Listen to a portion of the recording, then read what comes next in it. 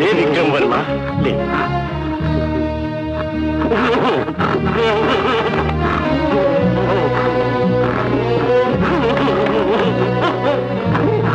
విక్రమ్ వర్మ, నీ ఆవేదన నాకు అవగతమైనది.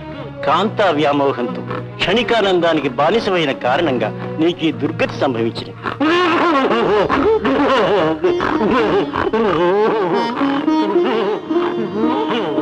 నీ బాధంతా నీ కుమార్తెను గురించేగా.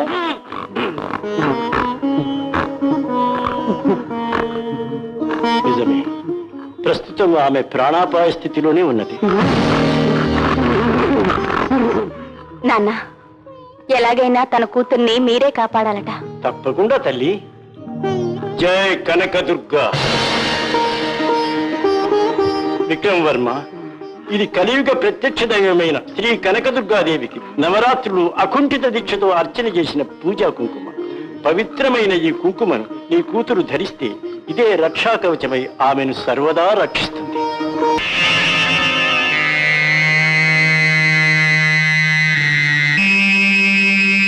రాజ దర్బార్లో ఆయన చేసిన అంగ విన్యాసాలు, చూపిన హావభావాలు క్షణ క్షణం మారిపోతున్న ఆ కంఠధ్వని. అవునమ్మా, మహారాజు గారి ప్రతి కదలికలోనూ మాటలోనూ ఏదో మార్పు కనిపిస్తూనే ఉన్నది. ఆచార్యదేవ, మహారాజు గారి గొంతు మార్పు కారణం జలదోషం కావచ్చు. వారి అంగ విన్యాసాలలో నాకేమీ మార్పు కనిపించలేదు. ఇది కేవలం మీ భ్రమ మాత్రమే. కాదు మహామంత్రి, కానే కాదు. ఎప్పుడూ నిర్మలంగా, ప్రశాంతంగా, చిరునవ్వులతో కళకళలాడే నా తండ్రి ముఖానికి దగా మోసం నిండిన కళ్ళతో ప్రేతకళ బుట్టిపడే ఈ ముఖానికి ఎంతో తేడా ఉంది.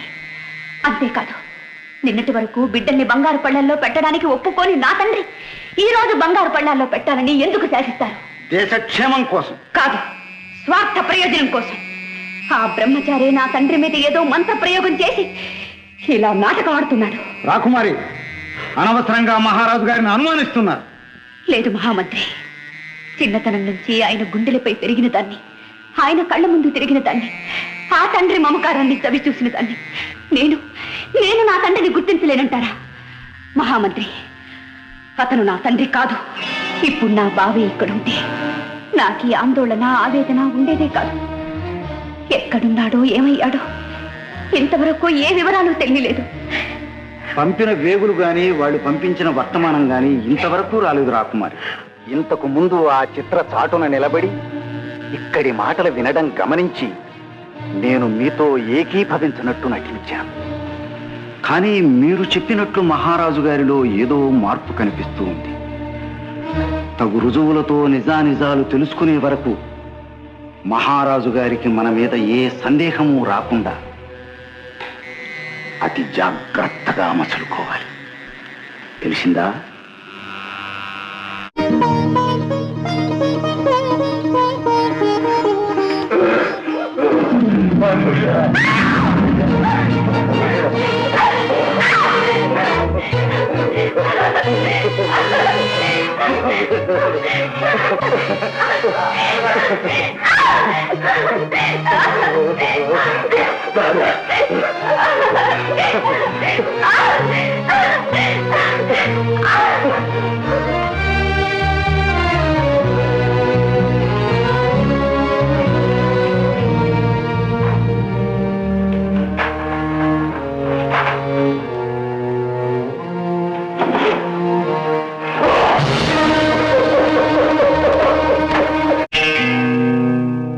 చిత్ర, ఇక మాధవి ఈ మందిరంలో ఉండటం మన మనుగడకే ప్రమాదం, మన లక్ష్య సిద్ధికే నిరంతర ప్రతిబంధకం. ఈ అడ్డు తొలగించుకోవాలి. అందుకు నేనేం చేయాలో ఆజ్ఞాపించండి ఏలిక. ఈ రోజు సరిగ్గా చంద్రోదయ సమయాన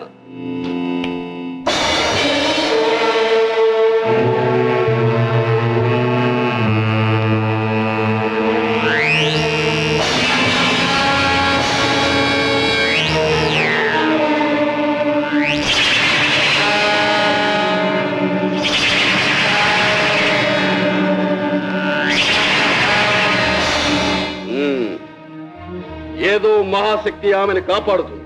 అయితే మన ప్రయత్నం విఫలం కావడానికి వీల్లేదు. అందుకు ఒకే ఒక మార్గం ఉంది. ఇలా రా.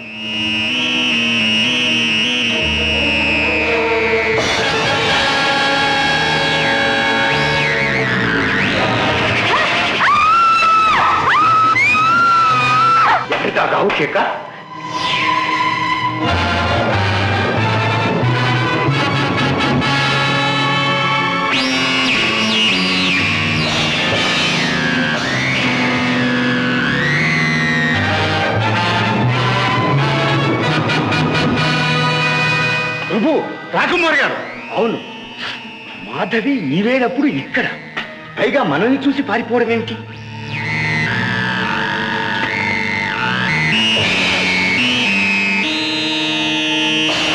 మహారాజా, ఇక్కడేదో స్త్రీ గావుగా వినిపించండి.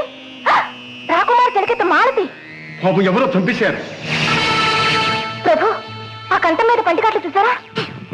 చెలికత్తె చావుకు మాధవి పారిపోవడానికి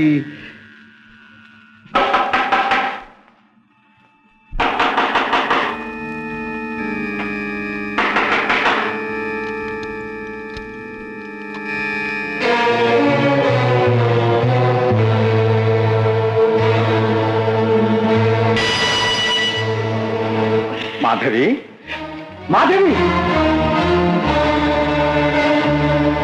రాకుమారి, పెదవు మీద రక్తపు మరకేమిటి? రక్తపు మరక? అది తాంబూల పొమ్మరకేమోనమ్మా. అవునవును, అదే అయి ఉంటుంది.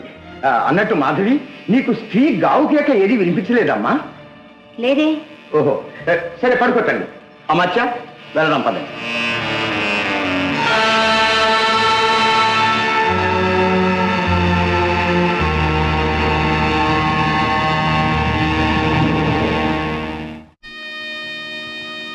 మాధవి, మా ముద్దుల బిడ్డ ఇంత ఘోరం చేసిందంటే నమ్మలేకుండా ఉన్నాం. ప్రభు, ఇక్కడ జరిగిందంతా చూస్తుంటే నాకేదో భయంగా ఉంది.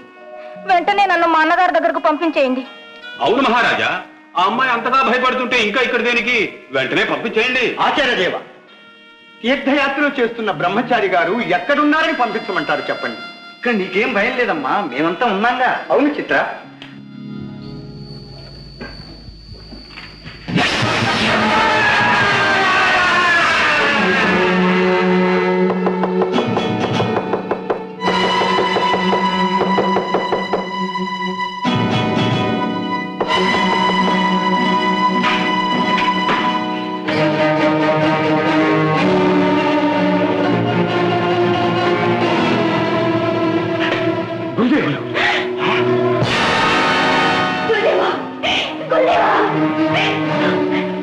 అమ్మచివర్య, గురుదేవుల వారిని ఎవరు చంపారు?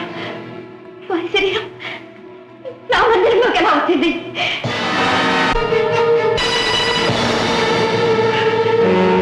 మాట్లాడే, అసలు జరిగింది ఏమిటో చెప్పండి.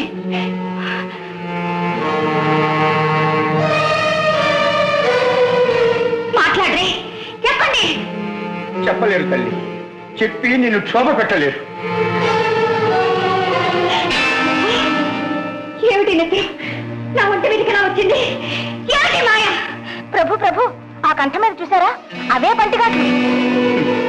గురుదేవా, చివరకు మీ ప్రాణాలు కూడా హరించారా పాపాత్ములు? అమాత్య, గురుదేవులకు రాజలాంఛనాలతో అంత్యక్రియలు జరిపించండి. చెప్తాం. ఎవరెక్కడ? గురుదేవుల శరీరాన్ని ఇక్కడి నుంచి తరలించండి.